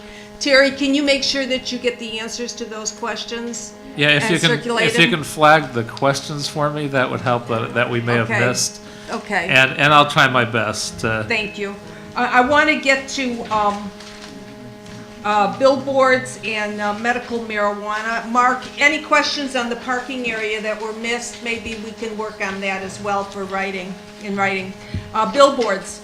Well, yesterday there was sort of a monumental. Oh my God. You have no idea. I can tell you. Does everybody know what we're talking about? Everybody know? Well, let me Okay. give you a shorthand because I think probably none of you know what we're talking about. There's been a judge who, for whatever reason, is absolutely in the pocket of the billboard companies.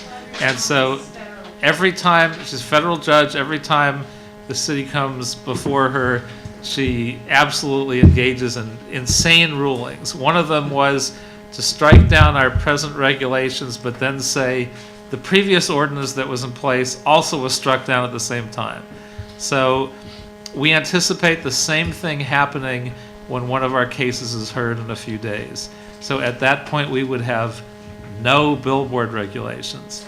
So the council said, okay, we have to pass something. So we're going to pass an item. We need 10 votes this Friday that just passed and next Friday, and then 30 days to go into effect. And that was the best case scenario.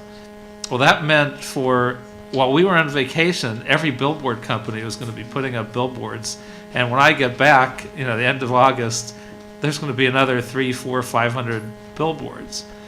The other possibility was to get 12 votes yesterday and do it on an urgency basis. Most of the presentation to us in open and closed session was about getting the 10 votes.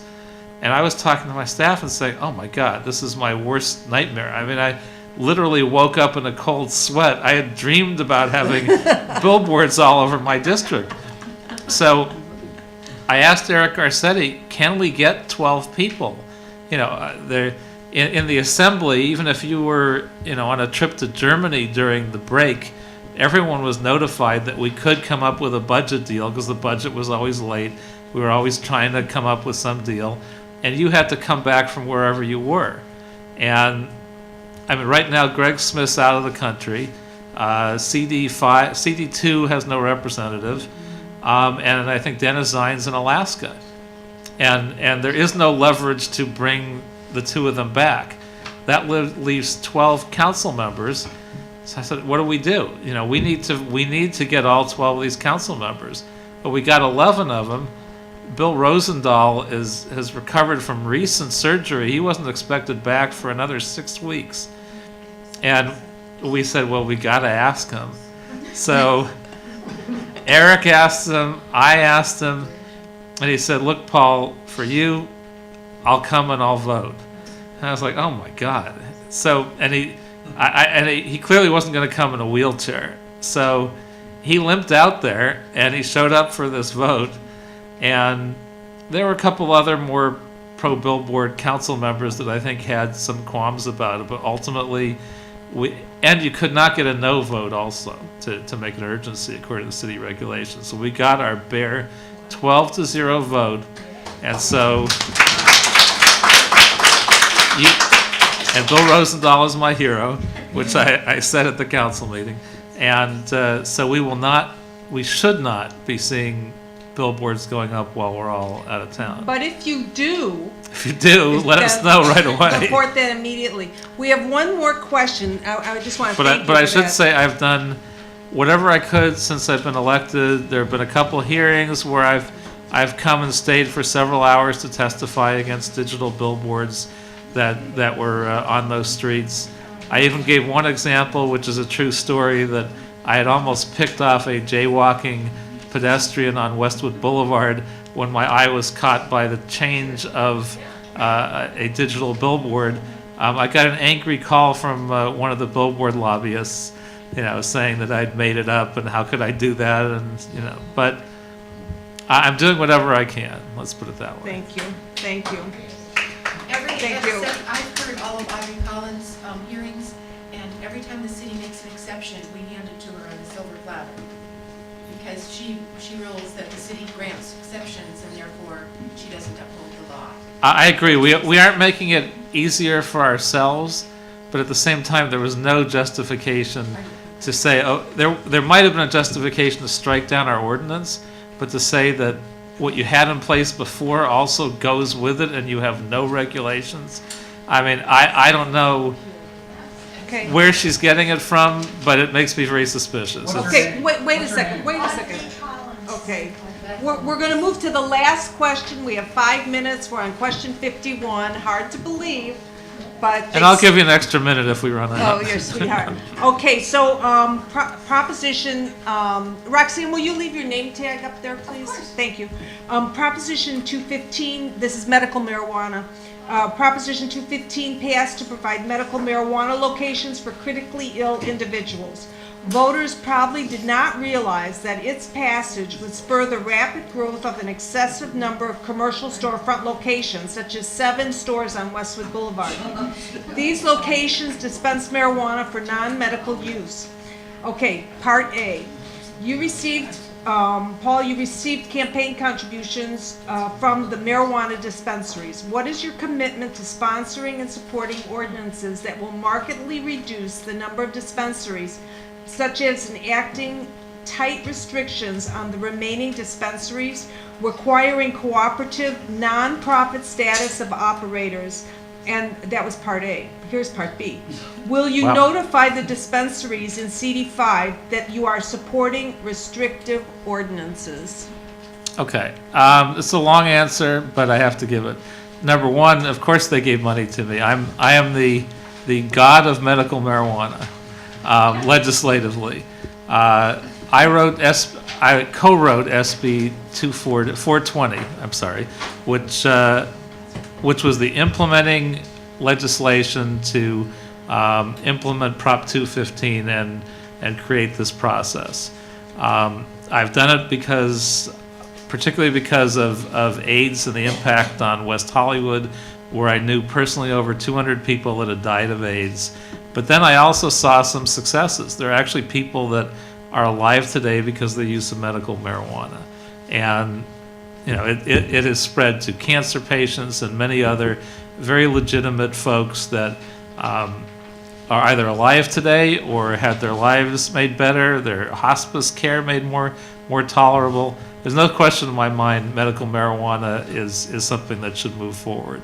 Now, did I ever imagine in my wildest dreams that people would be getting prescriptions for their hay fever, their colds, or that we'd have 10 times the number of dispensaries that we could ever need to actually get this medicine out, and more of them springing up every day. I mean, the city recognized that this is out of hand and passed a moratorium quite a while ago, banning new medical marijuana facilities, but it had a hardship exemption. Now, all that meant was, if you had already spent some money, you already put in $50,000, you're fixing up this place, you're about to open, you're going through the process, and suddenly the city springs this ordinance on you, well, you could file a hardship, and we couldn't close you down then until we'd heard your case. Now, that might have applied to 4 or 5 dispensaries, maybe. Might have applied to none, I'm not sure. But since then, hundreds and hundreds of places have opened up and filed hardship claims, but the city, for reasons that's not entirely clear to me, never held hearings and heard them. So the longer we went, the more places opened up. I just spotted a place on 3rd Street that must have opened up in the last 2 weeks, because my wife and I walked to a couple restaurants a couple blocks from our house. We always passed the spot, like, oh my God, medical marijuana dispensary. So we have finally, number one, started to hold hearings. So I held, I was the second person. Jose Huizar didn't show up, much to my surprise. So I had to miss something. I was supposed to leave in the middle, but I couldn't. So we heard about 40 cases, and we did not uphold any of them. We denied them one after another. So we started the process, number one, to close these places down. They were not allowed to open up with this hardship. They were given an approval. They were never supposed to open up. And plus, I asked for the date of the application for all of these. Virtually everyone have opened up in the last few months. So clearly had nothing to do with what the hardship exemption was designed to do. So we're starting to close them down. We are also in the process of writing a real ordinance that allows for placement of additional places based on land use. So I have not been able to get a copy of the proposed ordinance. So I can't say exactly what's in it, but in theory it would be things like no facility within 1,000 feet of another one, no facility within 1,000 feet of a school, a place of worship, an adult use, maybe. What about residents? I'm not sure because I haven't seen it. Could be residents, probably not because that would wipe out just about every one. And the idea is to allow them to be, and to get a map of where they're currently placed. So we actually provide a legitimate opportunity for someone who needs it not to have to go an unrealistic distance to purchase it. But at the same time, we don't need all these hundreds of them everywhere. About taxing them, Exactly. Well, that's another opportunity. Of course, that's almost a conflict of interest because we keep them all open and say, hey, we get 4 times the revenue. I think we should tax them. I have a feeling we probably will ultimately tax them. But I think first we want to see which ones should be there, which ones shouldn't. And I'm guessing right now we have maybe 700-800 that we have to close down. Maybe we'll want to add 20, 30, 40 back in areas that are underserved to make sure that they happen. But they wouldn't be near any of these uses. They'd have to not be a nuisance. There are places you can place them where they're not close to residences, where they won't have an impact. And we'd be looking at doing that. And ultimately that would be the result. I don't think we've had no one come and testify against the facilities themselves. As a philosophy, almost everyone in this city agrees it should be accessible, but not in a way that impacts neighborhoods negatively. Is there somebody in this room that wants to work with the council office on the medical marijuana issue? Okay, Judy Bowen. Judy Moore. Judy Bowen. And I'll be on with her, but we have a white paper that some of us wrote that we sent to Nutch, that Nutch is going to overlook. A white paper on this, and I just told Mary. Yeah, if you could send it to us also. And Jim O'Sullivan has done quite a bit of work in this area. Okay, because I want to be respectful of everybody's time. So I'm going to just pass that, Tom, but you can work with Terry and Judy on it. Okay, I have 3 other things that I want to say. First of all, at our next meeting, and I haven't set a date yet, City Attorney Carmen Trutanich will visit with us. And that'll be a meeting just like this of CD5 leadership. And so Nooch is going to come. I met with him on Tuesday in his office, had a good conversation, and there are a lot of things that are going on that are really going to be beneficial for the neighborhoods. Number 2 things I'd like to say, I know some of the questions were not answered, and we really appreciate your willingness to send them out in writing. And if you could just send it to me, I will make sure that it goes out to everybody, all the answers, if that's okay. Well, you'll let us know what we missed, okay. and we'll see if we can answer We'll let you know. I'll tell you. I can do that straight away. And do you want me to send it to you? Do you want me to send it to Rich? Why don't you work with Rich Okay. and Miriam on that? Okay, very good. One other thing I want to just say, could everybody, before you leave, take off your name tags, either leave them on the table or put them in the basket. I want to thank Mike Eveloff for DVD recording. I also want to just say thank you very much to everybody who came, and to Paul. I want to thank you for being so candid with us and honest, straightforward, open. I'm missing some adjectives in there, but I really want to thank you very, very much. Accessible. Thank you so much. Thank you.